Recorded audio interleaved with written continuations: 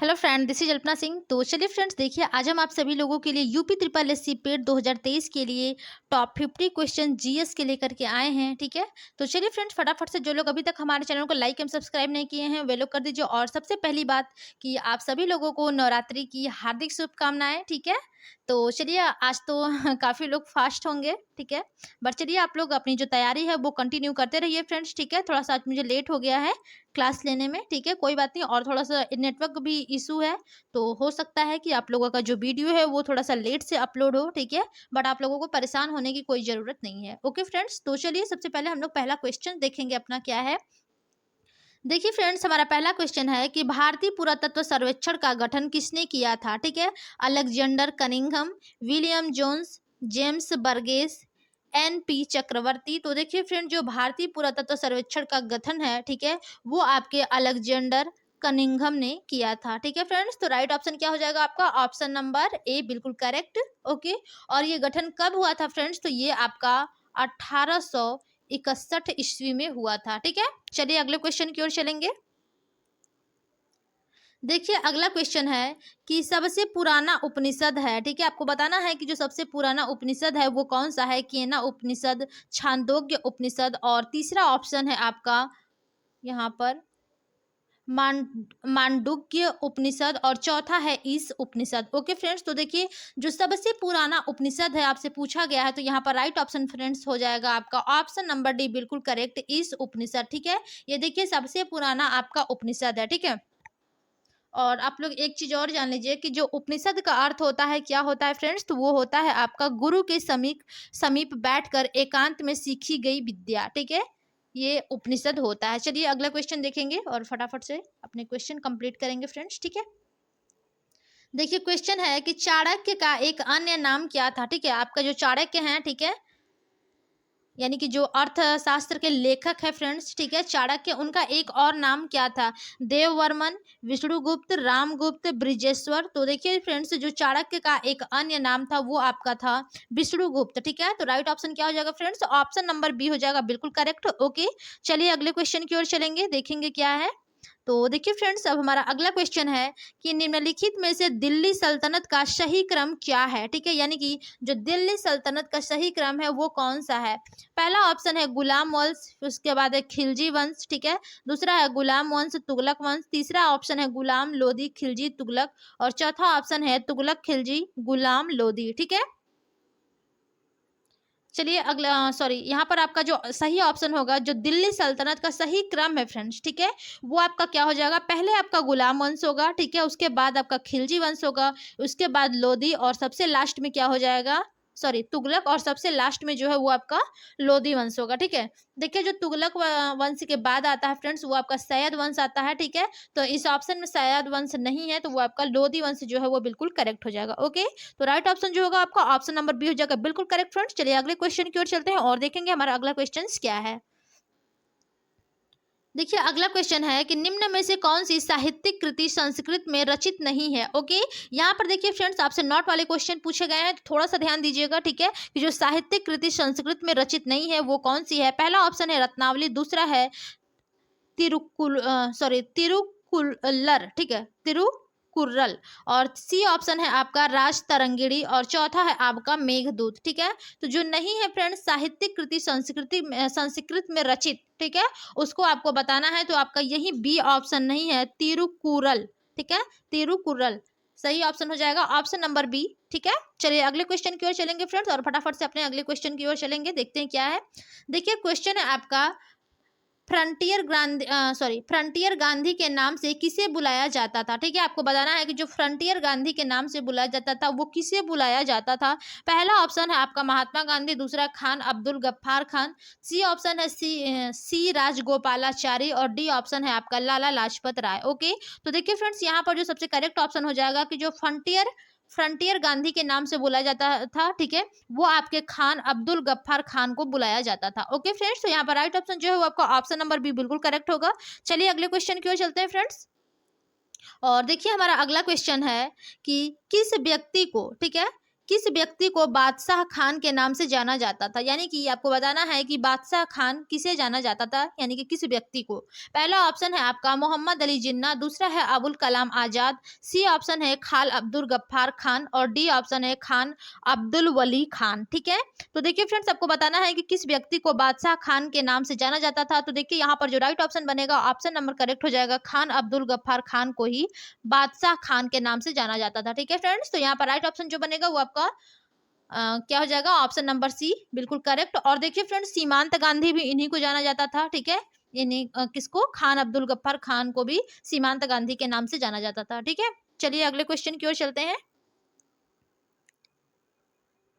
देखिए अगला क्वेश्चन है आपका कि वह महिला कौन है जिसने स्वतंत्रता के लिए लड़ने हेतु भारतीय महिलाओं की जागृति में एक महत्वपूर्ण भूमिका निभाई और उसे भारत की कोकिला के नाम से भी जाना जाता है। ठीक है, यानी कि जो भारत की कोकिला है किसे जाना जाता है फ्रेंड्स। ठीक है, पहला ऑप्शन है आपका विजया लक्ष्मी पंडित, दूसरा है दुर्गाबाई देशमुख, सी ऑप्शन है आपका सरोजनी नायडू। ठीक है, और डी ऑप्शन हम लोग छोड़ देते हैं क्योंकि इन्हीं तीनों में से कोई एक है फ्रेंड्स। ठीक है, जो कि भारत की कोकिला के नाम से जिन्हें जाना जाता है। ठीक है, तो वो आपके देखिए राइट ऑप्शन हो जाएगा सरोजनी नायडू। देखिए फ्रेंड्स, इन्हीं को भारत की कोकिला के नाम से भी जाना जाता है, किसको, सरोजनी नायडू को। ठीक है, चलिए अगला क्वेश्चन देखेंगे फ्रेंड्स क्या है। हम लोग देखिए फालतू कोई बात नहीं करेंगे, केवल अपने क्वेश्चन आंसर पे ध्यान देंगे। ठीक है, देखिए अगला क्वेश्चन है कि निम्न में से कौन से स्वतंत्रता सेनानी ने जेल की दीवारों पर महाकाव्य कमला लिखा था। ठीक है, यानी कि आपको बताना है कि कौन से ऐसे स्वतंत्रता सेनानी थे जिन्होंने जेल की दीवारों पर महाकाव्य लिख डाला, और कौन सा महाकाव्य लिखा,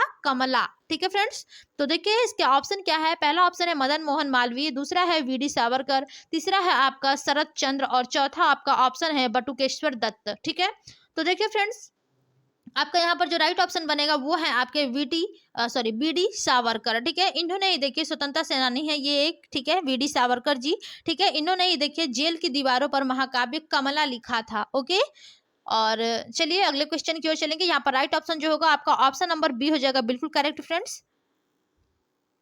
देखिए अगला क्वेश्चन है हमारा लेडी विद द लैम्प। ठीक है, लेडी विद द लैम्प के नाम से किसे जाना जाता है। पहला ऑप्शन है मैडम कामा, दूसरा है आपका फ्लोरेंस नाइटिंगेल और सी ऑप्शन है सरोजनी नायडू और चौथा ऑप्शन है आपका एनी बेसेंट। ओके फ्रेंड्स, तो देखिए जो लेडी विद द लैम्प, ठीक है, यानी कि किस लेडी को, सॉरी, किसे जाना जाता है इस नाम से। ठीक है, तो यहाँ पर देखिए जो राइट ऑप्शन बनेगा वो आपका ऑप्शन नंबर बी है, फ्लोरेंसन नाइटिंगेल। ठीक है, इनको ही लेडी विद द लैम्प के नाम से जाना जाता है। ठीक है फ्रेंड्स, एक बार और हम नाम ले लेते हैं, फ्लोरेंस नाइटिंगेल। ठीक है, इनको लेडी विद द लैम्प के नाम से जाना जाता है। ठीक है, तो राइट ऑप्शन आपका ऑप्शन नंबर बी हो जाएगा, बिल्कुल करेक्ट। चलिए अगले क्वेश्चन की जो ओर चलेंगे फ्रेंड्स। ठीक है, देखिए हमारा अगला क्वेश्चन है कि पूर्वी भारत की पहाड़ी पट्टी मेघालय मूल रूप से किसका हिस्सा है। ठीक है, यानी कि मूल रूप से हिस्सा है। ठीक है, यानी कि किसका हिस्सा है, मणिपुर का, पश्चिम बंगाल का, सिक्किम का, असम का। ठीक है, तो देखिए जो पूर्वी भारत की पहाड़ी है, ठीक है, पट्टी मेघालय, ये मूल रूप से किसका हिस्सा है फ्रेंड्स। तो यहाँ पर देखिए जो राइट ऑप्शन आपका बनेगा वो है असम का। ठीक है, असम का है। ठीक है, चलिए अगला क्वेश्चन देखेंगे फ्रेंड्स। यहाँ पर राइट ऑप्शन जो होगा आपका ऑप्शन नंबर डी हो जाएगा। ओके, देखिए अगला क्वेश्चन है आपका कि खासी गारो और जयंतिया पहाड़ियाँ स्थित हैं, यानी कि जो खासी गारो और जयंतिया पहाड़ियाँ हैं ये कहाँ पर स्थित हैं। पहला ऑप्शन है असम में, दूसरा है मेघालय में, तीसरा है सिक्किम में और चौथा ऑप्शन है आपका नागालैंड में। ठीक है, तो देखिए फ्रेंड्स यहाँ पर जो सबसे करेक्ट ऑप्शन बनेगा ये आपका हो जाएगा मेघालय में। ठीक है, जो खासी गारो और जयंतिया पहाड़ियाँ हैं ये आपके मेघालय में स्थित है। ओके फ्रेंड्स, चलिए अगला क्वेश्चन देखेंगे क्या है। देखिए अगला क्वेश्चन है हमारा कि निम्नलिखित में से कौन सा क्षेत्र टोडा जनजाति का मूल निवास स्थान है। ठीक है, जो टोडा जनजाति का मूल निवास स्थान है वो कहाँ पर है, नीलगिरी पहाड़ियाँ, खासी पहाड़ियाँ, कुमाऊं पहाड़ियाँ और चौथा ऑप्शन है आपका गढ़वाल पहाड़ियाँ। तो देखिए फ्रेंड जो निम्नलिखित में से यानी कि जो टोडा जनजाति है, ठीक है, इनका मूल रूप से निवास स्थान कहाँ पर होता है, तो ये आपके जो नीलगिरी पहाड़ियाँ होते हैं फ्रेंड्स, इन्हीं पर इनका स्थान होता है। ठीक है, टोडा जनजातियों का। ओके, चलिए और देखिए फ्रेंड जो नीलगिरी है वो भारत के पश्चिमी घाट का एक पर्वतमाला है। ठीक है, यह तमिलनाडु राज्य में स्थित है। कहाँ पर है फ्रेंड्स, तो ये आपके तमिलनाडु राज्य में स्थित है। ठीक है, और देखिए जो इसकी सबसे सर्वोच्च चोटी है वो आपका टोडा बेट्टा है। ठीक है, 2637 किलोमीटर सॉरी मीटर की ये चोटी है। ठीक है, चलिए अगले क्वेश्चन की ओर चलेंगे। बहुत ज्यादा डिस्कस हो जा रहा है फ्रेंड्स, बात नहीं करना है। क्वेश्चन है कि काली मिट्टी को मिट्टी के रूप में भी जाना जाता है। पहला ऑप्शन है क्रिस्टली, दूसरा है रेगुर, तीसरा है बांगर और चौथा है आर्द्र। ठीक है, तो देखिए फ्रेंड, जो काली मिट्टी को मिट्टी के रूप में भी जाना जाता है, ये किसको जाना जाता है? ठीक है, तो यहाँ पर देखिए जो राइट ऑप्शन बनेगा फ्रेंड्स, ये आपका हो जाएगा रेगुर मिट्टी को। ठीक है, देखिए काली मिट्टी को रेगुर मिट्टी के नाम से भी जाना जाता है। ठीक है, चलिए अगले क्वेश्चन को देखेंगे। यहाँ पर आपका ऑप्शन नंबर बी हो जाएगा बिल्कुल करेक्ट फ्रेंड्स। ओके, देखिए अगला क्वेश्चन है। यहाँ पर देखिए फ्रेंड्स, ऑप्शन में थोड़ा सा हेर फेर यानी कि बदल के दिया गया है। ठीक है, ए बी, पहले डी दे दिया है फिर सी दिया है। ठीक है, तो आप लोग ऑप्शन पे न जाइएगा, केवल आप लोग जो ऑप्शन के अंदर लिखा गया है उसके बारे पे यानी कि उस पे जाइएगा। ठीक है, देखिए क्वेश्चन है कि इंदिरा गांधी नहर निकलती है सरदार सरोवर बांध से, उकाई बांध से, इंदिरा सागर बांध से और चौथा है आपका हरिके बांध से। ठीक है, तो देखिए फ्रेंड, जो इंदिरा गांधी नहर निकलती है, ठीक है, वो कहाँ से निकलती है? तो वो आपका हरिके बांध से निकलती है। ऑप्शन ऊपर नीचे है फ्रेंड्स, आप लोग इस पे ध्यान न दीजिएगा। ठीक है, तो यहाँ पर ऑप्शन नंबर सी ही बिल्कुल करेक्ट होगा, यानी कि ये ऊपर होना चाहिए था, डी को नीचे होना चाहिए था, बट टाइपिंग में थोड़ा सा मिस्टेक हो गया, इसके लिए सॉरी फ्रेंड्स। ठीक है, तो जो हरिके बांध है, इसी से जो आपकी इंदिरा गांधी नहर है वो निकलती है। ठीक है, राइट ऑप्शन आपका ऑप्शन नंबर सी हो जाएगा। चलिए अगले क्वेश्चन की ओर चलेंगे और देखेंगे हमारा क्वेश्चंस क्या है। देखिए क्वेश्चन है कि वर्ष 2011 की जनगणना के अनुसार भारत में गरीबी रेखा, ठीक है, गरीबी रेखा के नीचे का प्रतिशत क्या है? 32% है, 22% है, 42% है या फिर 35% है? तो देखिए फ्रेंड, जो 2011 का जनगणना हुआ था, ठीक है, उसके अनुसार जो भारत में गरीबी रेखा के नीचे जितने लोग हैं, ठीक है, वो कितने परसेंट हैं? तो आपसे देखिए जो राइट ऑप्शन होगा यहाँ पर ऑप्शन नंबर बी हो जाएगा, 22% लोग गरीबी रेखा के नीचे है। ठीक है, आपकी 2011 की जनगणना के अनुसार। ठीक है, चलिए अगले क्वेश्चन की ओर चलेंगे फ्रेंड्स और देखते हैं क्या है। देखिए क्वेश्चन है कि जिस बाजार में स्पर्धा की कमी हो तो उसे क्या कहते हैं? ठीक है, यानी कि स्पर्धा का मतलब होता है कंपटीशन। ठीक है, तो जिस बाजार में स्पर्धा की कमी हो तो उसे क्या कहते हैं? ऑप्शन देखिए क्या क्या है फ्रेंड्स यहाँ पर। पहला ऑप्शन है आपका मोनोपोली, दूसरा है ओलिगोपोली और चौथा सी ऑप्शन है आपका पूर्ण स्पर्धा और डी ऑप्शन है आपका मार्केटाइजेशन। ठीक है, तो जिसमें स्पर्धा की कमी होती है उसे क्या कहा जाता है फ्रेंड्स? तो यहाँ पर देखिए जो राइट ऑप्शन हो जाएगा वो हो जाएगा आपका मोनोपोली। ठीक है, जिसमें स्पर्धा की कमी होती है उसे मोनोपोली कहते हैं। ठीक है, और देखिए फ्रेंड, जो मोनोपोली होता है इसके अंदर क्या होता है कि किसी एक व्यक्ति या संस्था का बाजार पर एकाधिकार होता है इसमें। ठीक है, और मोनोपोली में मांग तथा आपूर्ति के साथ उत्पाद के मूल्यों पर भी उक्त व्यक्ति अथवा संस्था का नियंत्रण होता है। ठीक है, तो राइट ऑप्शन जो होगा फ्रेंड्स, ऑप्शन नंबर आपका फर्स्ट हो जाएगा बिल्कुल करेक्ट। चलिए अगले क्वेश्चन की ओर चलेंगे और देखिए हमारा अगला क्वेश्चन है, थोड़ा सा इसे हम लोग छोटा कर लेते हैं क्योंकि ऑप्शन जो है वो पूरे स्क्रीन पर नहीं आ रहे हैं। ठीक है, देखिए क्वेश्चन है आपका कि भारतीय रिजर्व बैंक आरबीआई द्वारा जारी किए जाने वाले 100 रुपए के नोट पर, ठीक है, यानी कि 100 रुपए के नोट में निम्नलिखित में से कौन सी विशेषताएं हैं? ठीक है, पहला है मूल्य वर्ग संख्या 100 देवनागरी में नहीं लिखी गई है, दूसरा है रानी की वाव की आकृति, सी ऑप्शन है भारतीय रिजर्व बैंक आरबीआई के गवर्नर के हस्ताक्षर नहीं, ठीक है, और चौथा है नोट का रंग भूरा है। तो देखिए फ्रेंड, जो आपके 100 के नोट हैं, ठीक है, उसमें से कौन कौन सी विशेषता है आपको बताना है यहाँ पर। ठीक है, तो यहाँ पर चलिए देख लेते हैं कौन कौन सी विशेषताएं आपकी पाई जाती है फ्रेंड्स, कोई एक ही होगी। ठीक है, तो यहाँ पर देखिए जो ऑप्शन नंबर बी है, ठीक है, कि भारतीय रिजर्व बैंक आरबीआई के गवर्नर के हस्ताक्षर नहीं है। ठीक है, तो यही एक इसकी विशेषता है कि नहीं है। ठीक है, बल्कि ये सब तो देखिए रानी की वाव है ही। ठीक है, चलिए तो यहाँ पर देखिए जो राइट ऑप्शन बनेगा आपका, और सॉरी फ्रेंड्स यहाँ पर सी ऑप्शन नहीं होगा, ये तो आरबीआई का हस्ताक्षर नहीं होता है यहाँ, तो ये तो बिल्कुल करेक्ट। ठीक है, यहाँ पर देखिए जो रानी की वाव है उसकी आकृति, ठीक है, यही आपकी बिल्कुल करेक्ट है क्योंकि ये भूरा रंग का तो होता नहीं है। ठीक है, इनका हस्ताक्षर नहीं होता और देवनागरी लिपि में ऐसा तो बिल्कुल नहीं है। तो यहाँ पर जो राइट ऑप्शन बनेगा वो आपका ऑप्शन नंबर बी हो जाएगा कि देखिए जो भारतीय रिजर्व बैंक द्वारा जारी किए जाने वाले नए 100 के नोट हैं, ठीक है, इस पर गुजरात स्थित जो रानी की वाव है, ठीक है, इसकी तस्वीर का देखिए अंकन तो किया ही गया है। ठीक है, और जो रानी की वाव है, ठीक है, ये गुजरात के पाटन जिले में स्थित है। ठीक है, और देखिए इसमें से एक चीज और बता देते हैं कि यह 11वीं शताब्दी में फ्रेंड्स निर्मित स्नानागार है। ठीक है, जिसे यूनेस्को ने वर्ष 2014 में विश्व विरासत सूची में स्थान दिया था। ठीक है, किसको? रानी की जो वाव है। ठीक है, चलिए तो यहाँ पर राइट ऑप्शन जो बनेगा आपका ऑप्शन नंबर बी बिल्कुल करेक्ट होगा फ्रेंड्स। अगले क्वेश्चन की ओर चलेंगे और देखते हैं क्वेश्चंस क्या है हमारे। ठीक है, देखिए अगला क्वेश्चन है कि कॉफी बोर्ड ऑफ इंडिया, ठीक है, कॉफी बोर्ड ऑफ इंडिया का मुख्यालय कहाँ स्थित है? दार्जिलिंग, गुवाहाटी, बेंगलुरु, तिरुवनंतपुरम। ठीक है, तो देखिए फ्रेंड्स यहाँ पर जो कॉफी बोर्ड ऑफ इंडिया है, ठीक है, इसका जो मुख्यालय है ये कहाँ पर है? ठीक है, तो इसका मुख्यालय फ्रेंड्स देखिए बेंगलुरु में है। ठीक है, किसका? कॉफी बोर्ड ऑफ इंडिया का। ठीक है, चलिए इसकी जो स्थापना है फ्रेंड्स देखिए ये आपका 1942 ईस्वी में हुई थी। ठीक है, चलिए अगले क्वेश्चन की ओर चलेंगे। क्वेश्चन थोड़ा सा ध्यान दिया करिए फ्रेंड्स। ठीक है, क्योंकि बहुत ही ये सारे ही आपके मोस्ट इंपॉर्टेंट क्वेश्चंस है। ठीक है, क्वेश्चन है कि अर्थशास्त्र में बैंकों की न्यूनतम ब्याज दर जिससे अधिक पर, ठीक है, अधिक पर वह ऋण नहीं दे सकता के लिए किस शब्द का उपयोग किया जाता है? ठीक है, यानी कि जो अर्थशास्त्र में बैंक की न्यूनतम ब्याज दर जिससे अधिक, ठीक है, पर वह ऋण नहीं दे सकता उसके लिए किस शब्द का उपयोग किया जाता है? पहला ऑप्शन है सॉरी क्या है यहाँ पर, 1 मिनट।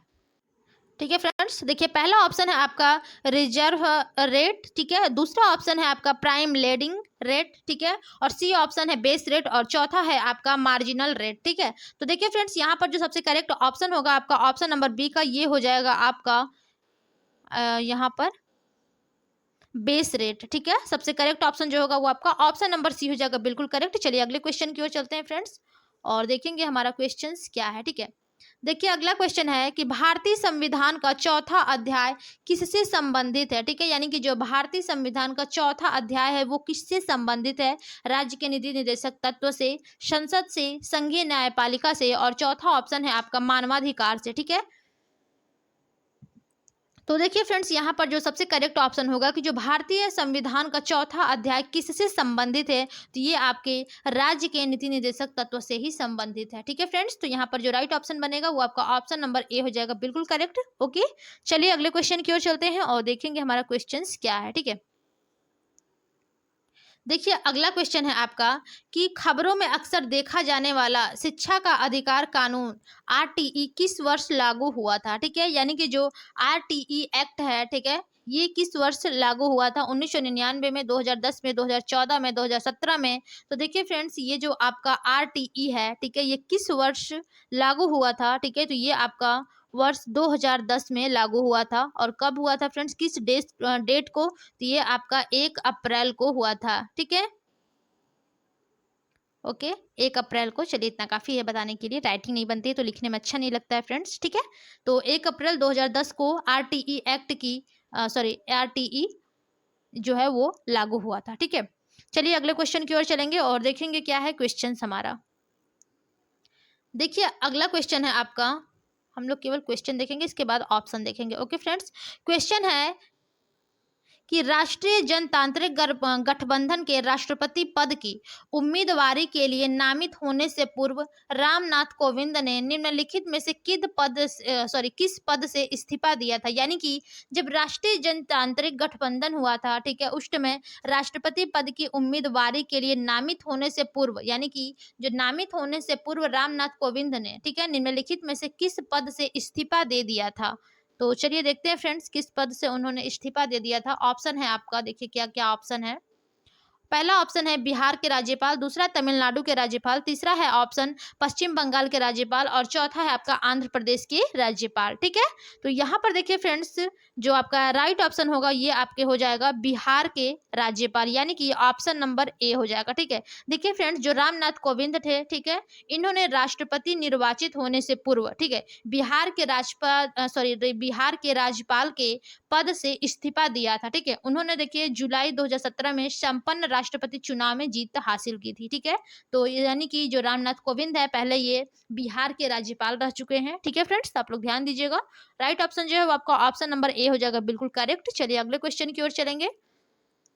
देखिए अगला क्वेश्चन है एंग्लो इंडियन समुदाय के कितने सदस्यों को संसद में नामांकित किया जा सकता है? 2, 3, 4, 5। तो यहाँ पर देखिए जो सबसे करेक्ट ऑप्शन बनेगा फ्रेंड्स, यहाँ पर आपको क्या पूछा है क्वेश्चन कि एंग्लो इंडियन समुदाय के कितने सदस्यों को संसद में नामांकित किया जा सकता है? ठीक है, तो केवल 2, ठीक है, अब तो वो भी नहीं होते हैं फ्रेंड्स, अगर किया भी जा सकता है तो 2, ठीक है। तो चलिए यहाँ पर राइट ऑप्शन जो है वो आपका ऑप्शन नंबर 2 हो जाएगा, यानी कि ए, ठीक है, बिल्कुल करेक्ट। चलिए अगला क्वेश्चन देखेंगे फ्रेंड्स क्या है। देखिए अगला क्वेश्चन है कि सॉरी फ्रेंड्स, यहाँ पर लगता है कि क्वेश्चन थोड़ा सा मिस्टेक हो गया है, ठीक है, तो 1 मिनट रुकिए आप लोग। देखिए फ्रेंड, जो आपके 25 क्वेश्चन नंबर है, ठीक है, यहाँ पर जो ये है आपके खाली स्थान है, ठीक है, ने के पहले है खाली स्थान, ठीक है, क्योंकि क्वेश्चन थोड़ा सा मिस्टेक हो गया था तो हम आप लोगों को बता देते हैं कि ने के पहले खाली स्थान है। उसके बाद है कि ने भारत के कार्यवाहक प्रधानमंत्री के रूप में 2 बार कार्य किया, यानी कि किसने 2 बार कार्य किया है, ठीक है। तो चलिए ऑप्शन देख लेते हैं क्या क्या है। ऑप्शन है देखिए, पहला चौधरी चरण सिंह, दूसरा है विश्वनाथ प्रताप सिंह, तीसरा ऑप्शन है आपका इंद्र कुमार गुजराल और चौथा है आपका गुलजारी लाल नंदा, ठीक है। तो देखिए फ्रेंड्स, यहाँ पर जो राइट ऑप्शन बनेगा ये आपका हो जाएगा ऑप्शन नंबर डी, बिल्कुल करेक्ट हो जाएगा, गुलजारी लाल नंदा, ठीक है। देखिए जो गुलजारी लाल नंदा थे फ्रेंड्स, ये भारत के कार्यवाहक प्रधानमंत्री के रूप में 2 बार कार्य इन्होंने किया है, ठीक है। और देखिए ये सर्वप्रथम जब पंडित जवाहरलाल नेहरू की मृत्यु हुई थी, ठीक है, उसी के बाद वर्ष 1964 में कार्यवाहक प्रधानमंत्री बने, ठीक है, और दूसरी बार 1966 में लाल बहादुर शास्त्री की मृत्यु के बाद कार्यवाहक प्रधानमंत्री ये बने थे, ठीक है। चलिए तो यहाँ पर राइट ऑप्शन आपका ऑप्शन नंबर डी है। अगला क्वेश्चन देखेंगे फ्रेंड्स क्या है।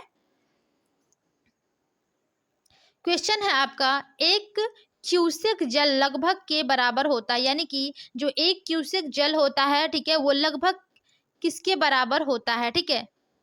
पहला ऑप्शन है आपका 28, ठीक है, 28.317 लीटर प्रति सेकेंड, दूसरा ऑप्शन है 28.317 लीटर प्रति मिनट, और सी ऑप्शन है आपका 28.317 लीटर प्रति घंटा, और चौथा ऑप्शन है आपका 28.317 लीटर प्रति 10 सेकेंड, ठीक है।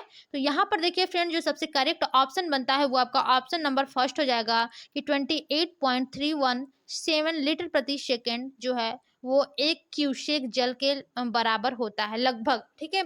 चलिए तो राइट ऑप्शन जो है वो आपका ऑप्शन नंबर फर्स्ट हो जाएगा, बिल्कुल करेक्ट। अगले क्वेश्चन की ओर चलेंगे फ्रेंड्स और देखते हैं क्वेश्चंस क्या है, ठीक है। क्वेश्चन है हमारा, वह उपकरण जो ध्वनि तरंगों को विद्युत तरंगों में बदलता है वो क्या कहलाता है, ठीक है। पहला ऑप्शन है स्पीकर, दूसरा है माइक्रोफोन, ठीक है, और चलिए सी ऑप्शन है यहाँ पर देखिए क्या है, एकीकृत परिपथ, ठीक है, और डी ऑप्शन है आपका स्टेरियोस्कोप, ठीक है। तो देखिए फ्रेंड, जो क्वेश्चन आपसे पूछा गया है कि वह उपकरण जो ध्वनि तरंगों को विद्युत तरंगों में बदलता है वो क्या कहलाता है, ठीक है, तो वो आपका माइक्रोफोन कहलाता है फ्रेंड्स, ठीक है। राइट ऑप्शन आपका यहीं पर है, ऑप्शन नंबर बी बिल्कुल करेक्ट होगा, ठीक है। चलिए अगले क्वेश्चन की ओर चलेंगे, देखते हैं क्या है। देखिए क्वेश्चन आपसे पूछा है कि निम्नलिखित में से कौन सा विकल्प लेड का रासायनिक प्रतीक है, ठीक है। आपको देखिए फ्रेंड्स, लेड का रासायनिक प्रतीक बताना है, तो ये आपका पीबी होगा, ठीक है। Right option option number B बिल्कुल करेक्ट है। अगले क्वेश्चन की ओर चलेंगे फ्रेंड्स, और क्वेश्चन है हमारा कि किस तत्व की परमाणु संख्या 31 है, ठीक है, यानी कि किस तत्व की परमाणु संख्या 31 है, बोरॉन की, एल्यूमिनियम की, गैलियम की, इंडियम की, ठीक है। तो यहाँ पर जो राइट ऑप्शन बनेगा फ्रेंड्स ये आपका हो जाएगा यहाँ पर ऑप्शन नंबर सी, गैलियम की, ठीक है। इसकी जो परमाणु संख्या है ये 31 है, ठीक है। और जो देखिए यहाँ पर जो बोरान दिया है फ्रेंड्स, इसकी जो परमाणु संख्या होती है ये 5 होती है, ठीक है। और आपका एल्यूमिनियम की जो परमाणु संख्या होती है ये 13 होती है, इंडियम की परमाणु संख्या जो होती है वो 49 होती है, ठीक है। 5, 13 और यहाँ पर कितना होता है 49, ठीक है। चलिए अगले क्वेश्चन की ओर चलेंगे। देखिए क्वेश्चन है कि निम्नलिखित में से कौन सा मादा जनन अंग का एक भाग नहीं है। नॉट वाले क्वेश्चन पूछे हैं फ्रेंड्स, ठीक है। मादा जनन अंग का एक भाग नहीं है, गर्भाशय, योनिमार्ग, गर्भाशय ग्रीवा और शुक्र वाहिका, ठीक है। तो कौन सा फ्रेंड्स जनन अंग का एक भाग नहीं है मादा जनन अंग का, ठीक है, तो ये आपका हो जाएगा शुक्र वाहिका, ठीक है। ये देखिए फ्रेंड्स, मादा जनन का अंग जो अंग का भाग है ये नहीं है शुक्र वाहिका, ठीक है। ये देखिए, यह नलिका नर जनन तंत्र में वृषण कोषों के दोनों ओर से जोड़ती है ये, ठीक है। तो ये आपका यानी कि जो नर जनन का अंग है उसका भाग है शुक्र वाहिका, ठीक है। और बाकी सब ये जो तीनों है ये मादा जनन के अंग मादा जनन अंग का भाग है, ठीक है। चलिए अगले क्वेश्चन की ओर चलेंगे फ्रेंड्स और देखते हैं हमारा अगला क्वेश्चन क्या है, ठीक है। तो देखिए फ्रेंड्स, हमारा यहाँ पर अगला क्वेश्चन है कि हाल ही में कौन सा गांव भारत की पहली कार्बन न्यूट्रल पंचायत बन गया है। ठीक है, यानी कि कौन सा गांव कार्बन न्यूट्रल पंचायत बन गया है। सोडला उत्तराखंड, पल्ली जम्मू कश्मीर, जुआना ओडिशा, खोसा राजस्थान। ठीक है, तो यहाँ पर देखिए जो सबसे करेक्ट ऑप्शन बनेगा फ्रेंड्स वो आपका ऑप्शन नंबर बी है, पल्ली जम्मू कश्मीर। ठीक है, ये आपका कार्बन न्यूट्रल पंचायत बन गया है, भारत का पहला गांव। ठीक है, पल्ली जो है। ओके, आप लोग ध्यान दीजिएगा, मोस्ट इंपॉर्टेंट क्वेश्चन है फ्रेंड्स। अगले क्वेश्चन की ओर चलते हैं और देखते हैं क्वेश्चंस क्या है। ठीक है, थोड़ा सा ये क्या हो जा रहा है भाई। ओके चलिए ठीक है, क्वेश्चन है आपका अगला कि हाल ही में प्रसिद्ध क्रिकेट खिलाड़ी, ठीक है, क्रिकेट खिलाड़ी कीरोन पोलार्ड ने अंतर्राष्ट्रीय क्रिकेट से संन्यास की घोषणा की, वह किस देश से संबंधित है। यानी कि जो आपके कीरोन पोलार्ड है, ठीक है, ये आपके अंतर्राष्ट्रीय क्रिकेट से संन्यास की घोषणा की है, वो किस देश से संबंधित रखते हैं। जिम्बाब्वे, ठीक है, वेस्ट इंडीज, और सी ऑप्शन है आपका न्यूजीलैंड, और डी ऑप्शन है आपका श्रीलंका। ठीक है, तो यहाँ पर देखिए फ्रेंड जो सबसे करेक्ट ऑप्शन बनेगा वो आप ऑप्शन जो है वो हो जाएगा वेस्ट इंडीज, यानी कि जो कीरोन पोलार्ड है वो आपके वेस्ट इंडीज देश से संबंधित हैं। ठीक है, यानी कि वहां के रहने वाले हैं। ठीक है, इसीलिए वहां से संबंधित है। तो राइट ऑप्शन क्या हो जाएगा, ऑप्शन नंबर बी हो जाएगा यहाँ पर, बिल्कुल करेक्ट फ्रेंड्स। ठीक है, चलिए अगले क्वेश्चन की ओर चलते हैं। देखिए हमारा अगला क्वेश्चन है कि निम्न में से किसे भारत का अगला थल सेना प्रमुख नियुक्त किया गया है। ठीक है, अगला थल सेना प्रमुख नियुक्त किया गया है लेजर जनरल के माधव, बी ऑप्शन है आपका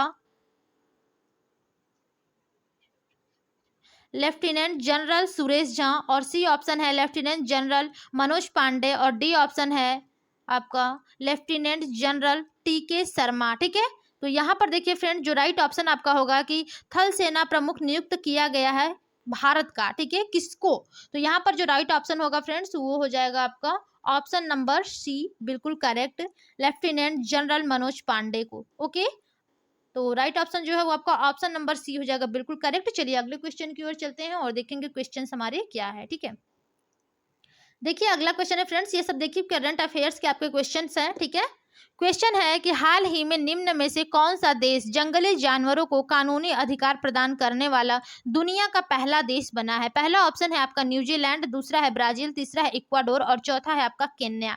ठीक है, तो यहाँ पर देखिए फ्रेंड जो सबसे करेक्ट ऑप्शन बनेगा वो हो जाएगा इक्वाडोर। ठीक है, right option option number C बिल्कुल करेक्ट है। ओके, क्वेश्चन हम रिपीट नहीं करेंगे। ठीक है, चलिए क्वेश्चन अगला है आपका कि निम्न में से किसे अंतर्राष्ट्रीय श्रम संगठन ILO के नए महानिदेशक के रूप में नियुक्त किया गया है। पहला ऑप्शन है आपका गिलबर्ट होंगबो, दूसरा है आपका मोकमिल्सी मसीसी। ठीक है, और सी ऑप्शन है पॉल बिया, और डी ऑप्शन है आपका इदरिस डेवबी। ठीक है, तो देखिए फ्रेंड्स यहाँ पर जो सबसे करेक्ट ऑप्शन बनेगा ये आपका हो जाएगा option number A, Gilbert Houngbo. ठीक है फ्रेंड्स, यहाँ पर देखिए जो आपके अंतर्राष्ट्रीय श्रम संगठन के नए महादेशक के रूप में नियुक्त किया गया है, किसको, गिलबर्ट होंगबो को। ओके, राइट ऑप्शन आपका फर्स्ट हो जाएगा। चलिए अगले क्वेश्चन की ओर चलते हैं फ्रेंड्स, फटाफट से अपने क्वेश्चन जो है हम लोग अपने कंप्लीट करेंगे। ठीक है, अगला क्वेश्चन है हमारा कि 94वें ऑस्कर पुरस्कार 2022 के अंतर्गत निम्न में से किसे सर्वश्रेष्ठ अंतर्राष्ट्रीय फीचर फिल्म का पुरस्कार मिला है। पहला ऑप्शन है आपका द कश्मीर फाइल्स, दूसरा ऑप्शन है वेस्ट साइड स्टोरी, तीसरा ऑप्शन है आपका ड्राइव माई कार। ठीक है, और सी ऑप्शन है द सुसाइड स्क्वाड। ठीक है, तो देखिए किसे आपका अंतर्राष्ट्रीय फीचर फिल्म पुरस्कार मिला है फ्रेंड्स, तो ठीक है यहाँ पर राइट ऑप्शन जो बनेगा वो आपका ऑप्शन नंबर सी है, ड्राइव माई कार। ठीक है, इसको ही अंतर्राष्ट्रीय फीचर फिल्म का पुरस्कार मिला है। ठीक है, चलिए अगला क्वेश्चन की ओर चलेंगे फ्रेंड्स और देखते हैं क्वेश्चन हमारे क्या हैं। देखिए क्वेश्चन है कि हाल ही में भगवंत मान किस राज्य के 17वें मुख्यमंत्री बने हैं। ठीक है, भगवंत मान किस राज्य के 17वें मुख्यमंत्री बने हैं। उत्तर प्रदेश का तो है नहीं, बिल्कुल कट हो जाएगा। सी ऑप्शन है पंजाब, बी है पंजाब, सी है उत्तराखंड, डी है गोवा। तो आपको बताना है फ्रेंड्स इन्हीं तीनों में से कोई एक होगा। ठीक है, तो राइट ऑप्शन आपके हैं पंजाब। ठीक है, यहाँ पर देखिए जो भगवंत मान है, ठीक है, ये पंजाब राज्य के 17वें मुख्यमंत्री बने हैं। ओके, चलिए अगला क्वेश्चन देखते हैं क्या है। देखिए यहाँ पर भी थोड़े से ऑप्शन में प्रॉब्लम है। ठीक है, बट कोई बात नहीं, हम लोग कंटिन्यू अपना करेंगे अच्छे से। ठीक है, क्वेश्चन है कि प्रसिद्ध टेक कंपनी सैमसंग, ठीक है, सैमसंग ने भारत के किस शहर में अपना पहला पूर्णतः महिला संचालित मोबाइल स्टोर खोला है? मुंबई, लखनऊ, अहमदाबाद, जयपुर। तो आपको करेक्ट ऑप्शन फ्रेंड्स इसमें से बताना है क्या होगा। तो यहाँ पर देखिए जो राइट ऑप्शन होगा वो आपके हैं जयपुर, ठीक है। यहीं पर देखिए जो सैमसंग है, ठीक है, ये भारत में यानी कि भारत के जयपुर शहर में अपना पहला पूर्णतः महिला संचालित मोबाइल स्टोर खोला है। ओके, जयपुर कहाँ है फ्रेंड्स? राजस्थान में। ओके, चलिए सी ऑप्शन बिल्कुल करेक्ट है। अगला क्वेश्चन देखेंगे क्या है। देखिए अगला क्वेश्चन है आपका कि निम्न में से कौन सा भारतीय बीमा नियामक व विकास प्राधिकरण के नए अध्यक्ष बने हैं? पहला ऑप्शन है आपका अभिमन्यु राणा, दूसरा ऑप्शन है मुकेश रुदाला, ठीक है, और सी ऑप्शन है आपका गणेश राठौर, डी ऑप्शन है देवाशिव पांडा। तो देखिए फ्रेंड्स आपके जो क्वेश्चन पूछे गए हैं, ठीक है, कि जो आपके भारतीय बीमा नियामक व विकास प्राधिकरण के नए अध्यक्ष बने हैं वो कौन है? वो देखिए आपके जो यहाँ पर राइट ऑप्शन है आपके ऑप्शन नंबर डी देवाशीष पांडा यही बने हैं, ठीक है। तो राइट ऑप्शन आपका ऑप्शन नंबर डी बिल्कुल करेक्ट होगा। चलिए अगले क्वेश्चन की ओर चलते हैं। देखिए अगला क्वेश्चन है कि हाल ही में किस राज्य सरकार ने बेटियों के लिए कौशल्या मातृत्व योजना शुरू की है? ठीक है, कौन सा राज्य है जिसने बेटियों के लिए कौशल्या मातृत्व योजना शुरू की है? पहला ऑप्शन राजस्थान, दूसरा झारखंड, तीसरा है छत्तीसगढ़ और चौथा ऑप्शन है आपका मध्य प्रदेश, ठीक है। तो देखिए फ्रेंड्स यहाँ पर जो राइट ऑप्शन होगा वो आपका हो जाएगा ऑप्शन नंबर सी छत्तीसगढ़, ठीक है। छत्तीसगढ़ ही यानी कि जो छत्तीसगढ़ राज्य है इसने ही या फिर इन्होंने ही बेटियों के लिए कौशल्या मातृत्व योजना की शुरुआत की है, ठीक है। राइट ऑप्शन जो होगा आपका ऑप्शन नंबर सी हो जाएगा बिल्कुल करेक्ट फ्रेंड्स। ओके, चलिए अब हम लोग अपने अगले क्वेश्चन की ओर चलेंगे और देखेंगे कि हमारा अगला क्वेश्चन क्या है, ठीक है। देखिए अगला क्वेश्चन है आपका कि एशियाई मैराथन, ठीक है, एशियाई मैराथन चैंपियनशिप जीतने वाला पहला भारतीय व्यक्ति है वैली सैथीभामा, दूसरा ऑप्शन है आपका गोपी थोनाकल, सी ऑप्शन है सुनीता गोदारा, ठीक है, और डी ऑप्शन है देखिए यहाँ पर है डी ऑप्शन इंद्रेश धीरज, ठीक है। तो देखिए फ्रेंड्स आपसे जो क्वेश्चन पूछा गया है कि एशियाई मैराथन चैंपियनशिप जीतने वाला पहला भारतीय व्यक्ति कौन है, ठीक है। तो यहाँ पर आपका राइट ऑप्शन हो जाएगा फ्रेंड्स ऑप्शन नंबर बी वैली सैथीभामा, ठीक है। राइट ऑप्शन क्या हो जाएगा? ऑप्शन नंबर बी, जो कि सॉरी ए पे नहीं बी पे करना है, ठीक है। ऑप्शन नंबर बी गोपी थोनाकल, ठीक है। चलिए अगला क्वेश्चन देखेंगे क्या है। तो देखिए फ्रेंड्स यहाँ पर बी ऑप्शन तो बिल्कुल करेक्ट है, ठीक है। और हमारा अगला क्वेश्चन है कि T20 अंतर्राष्ट्रीय क्रिकेट 2000 रन बनाने वाला, ठीक है, यानी कि जो T20 अंतर्राष्ट्रीय क्रिकेट में 2000 रन बनाने वाली पहली भारतीय महिला क्रिकेटर कौन है? पूनम राउत, स्मृति मानधना, डी ऑप्शन है आपका हमनप्रीत कौर, और सॉरी सी ऑप्शन था हमनप्रीत कौर, और डी ऑप्शन है आपका मिताली राज। तो देखिए फ्रेंड्स यहाँ पर जो सबसे करेक्ट ऑप्शन होगा ये कौन सा हो जाएगा? आपका मिताली राज, ठीक है। ये आपके T20 अंतर्राष्ट्रीय क्रिकेट में फ्रेंड्स 2000 रन बनाने वाली पहली भारतीय महिला क्रिकेटर है। कौन? मिताली राज, ठीक है। चलिए अगले क्वेश्चन की ओर चलेंगे फ्रेंड्स और फटाफट से देखेंगे हमारा अगला क्वेश्चन क्या है। देखिए अगला क्वेश्चन है कि निम्नलिखित में से कौन सा ग्रह मनुष्य द्वारा खोजा गया प्रथम ग्रह है? ठीक है, आपको बताना है कि कौन सा ग्रह मनुष्य द्वारा खोजा गया प्रथम ग्रह है। पहला ऑप्शन है आपका नेपच्यून, दूसरा है आपका यूरेनस, तीसरा है आपका प्लेटो, ठीक है, और चौथा है बृहस्पति। ओके, तो देखिए फ्रेंड्स जो आपके क्वेश्चन पूछे गए हैं, ठीक है, उसका सही ऑप्शन क्या हो जाएगा? तो यहाँ पर होगा जो मनुष्य द्वारा खोजा गया प्रथम ग्रह है वो आपका है यूरेनस, ठीक है। चलिए, और इसकी खोज किसने किया है फ्रेंड्स? तो ये आपके विलियम हर्शेल ने 1781 ईस्वी में किया है। किसने किया है? William Herschel. आप लोग कॉपी पेन लेकर बैठे होंगे तो नोट करिएगा, ठीक है, कि यूरेनस की खोज किसने की है? तो विलियम हर्शेल ने किया है 1781 ईस्वी में। ओके, चलिए अगले क्वेश्चन की ओर चलते हैं, देखते हैं क्या है। देखिए अगला क्वेश्चन है कि निम्नलिखित में से कौन सी बोत्सवाना की मुद्रा है? ठीक है, आपको बताना है कि बोत्सवाना की मुद्रा कौन सी है? रियाल, डॉलर, पूला, ड्राम, ठीक है। तो यहाँ पर देखिए फ्रेंड्स जो सबसे करेक्ट ऑप्शन बनेगा वो आपका हो जाएगा ऑप्शन नंबर सी पूला, ठीक है, यानी कि जो बोत्सवाना की मुद्रा है वो कौन सी है? पूला, ठीक है। चलिए अगले क्वेश्चन की ओर चलते हैं और देखेंगे क्या है।